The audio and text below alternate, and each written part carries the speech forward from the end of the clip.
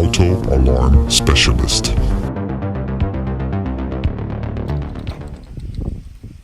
Okay, this is a 2018 Honda Accord. Basically, everybody knows about the situation with this vehicle, the airbag theft. They bust out your keyhole and they go in and search your car, and to top it all, the main reason why he went ahead and added the shock sensor to the factory alarm was because of the rims and tire theft that is heavily going around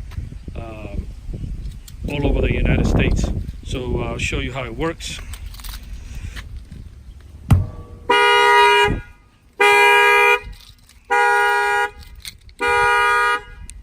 The alarm went off. You turn it off by hitting unlock. Everything stays working in the vehicle, by the way. We get a lot of questions. Does it interfere with the remote start? Negative, sir. I'll show you how it works. Car started right up. I guess to turn it off, you hold it down again. Then we'll turn it off.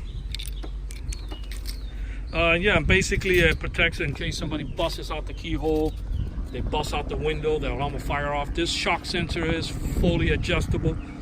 We do show the clients where we mount the shock, and they can turn it up and down themselves.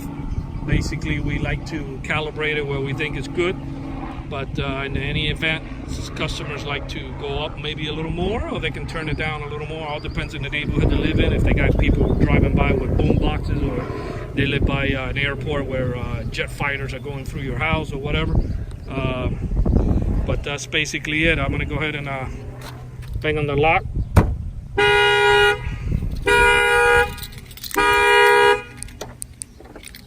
This shock sensor works from bumper to bumper. This installation was done here in Miami in Homestead, Florida. Our numbers are 305-298-4814. That's 305-298-4814. And yes, we do have free mobile service. Thank you for watching this video.